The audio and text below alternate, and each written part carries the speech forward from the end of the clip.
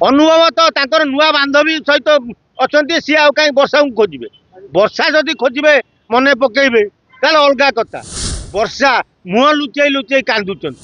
ଆଜି ଗୁରୁବାରଟା, ତେଣୁ କାଲି ସଂକ୍ରାନ୍ତି, ପରଦିନ ହୋଲି, ଯାହା ଚତୁର୍ଥୀ କରିବେ ରବିବାରେ, ତା ଭିତରେ ଆଉ ଚତୁର୍ଥୀ ହେଇପାରିବନି।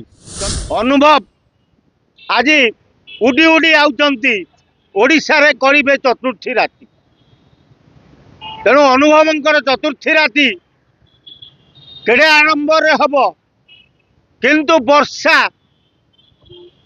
କଠେଇ ଆଉ ବସିବା ଭଳିଆ ଅବସ୍ଥା ନାହିଁ। ବର୍ଷା ଏବେ ମ୍ରିୟମାଣ।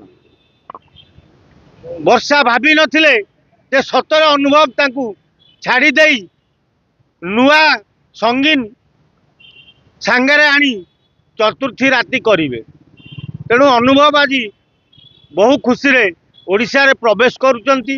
ଆଜି ଗୁରୁବାରଟା, ତେଣୁ କାଲି ସଂକ୍ରାନ୍ତି, ପରଦିନ ହୋଲି, ଯାହା ଚତୁର୍ଥୀ କରିବେ ରବିବାରେ, ତା ଭିତରେ ଆଉ ଚତୁର୍ଥୀ ହେଇପାରିବନି। ଚତୁର୍ଥୀ ଶ୍ରାଦ୍ଧ ନହେଲେ ସ୍ୱାମୀ ସ୍ତ୍ରୀଙ୍କର ମିଳନ ହୁଏନି।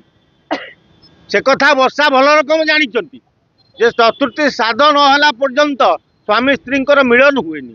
ତେଣୁ ଯେତେ ଆଡ଼ମ୍ବରରେ ଯେତେ ଜୋରରେ ଅନୁଭବ ଓଡ଼ିଶା ଆସିଲେ ବି ଚତୁର୍ଥୀ ହୋଲି ପରେ ପାଳନ କରାଯିବ କଟକରେ। ଆଉ କଟକରେ ଗୋଟେ ବଡ଼ ଭୋଜି ଦେବେ ବୋଲି ଅନୁଭବ କ'ଣ ଡିଣ୍ଡିମ ପିଟୁଛନ୍ତି ବୋଲି ଶୁଣିବାକୁ ମିଳୁଛି। ସେ ବଡ଼ ଭୋଜି ଖବର ପାଇ ବର୍ଷା ମୁହଁ ଲୁଚେଇ ଲୁଚେଇ କାନ୍ଦୁଛନ୍ତି। ସତରେ କ'ଣ ଏଭଳି ଘଟଣା ଘଟିଯିବ ସେ ଭାବି ନଥିଲେ। ଯେଉଁ ଜିନିଷ ଆଜି ସେଇଟା ଘଟି ଯାଇଛି।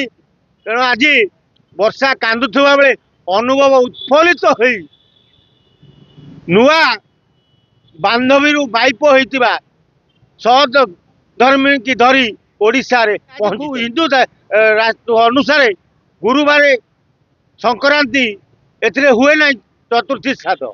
ତେଣୁ ଯାହା ହବ ଯାଇକି ରବିବାର। ଅନୁଭବ ତ ତାଙ୍କର ନୂଆ ବାନ୍ଧବୀ ସହିତ ଅଛନ୍ତି, ସିଏ ଆଉ କାହିଁ ବର୍ଷାକୁ ଖୋଜିବେ?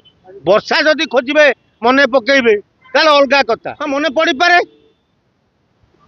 ସେତେବେଳେ ଦେଖାଯିବ ନା। ଚତୁର୍ଥୀ ହେଲେ ସିନା ଦେଖାଯିବ ଯେ ବର୍ଷା ଠିକ୍ ଥିଲେ କି ଶୁକ୍ଲା ଠିକ୍ ଅଛନ୍ତି, ତାପରେ ଯାଇ ଜଣା ପଡ଼ିବ ନା ଆଉ।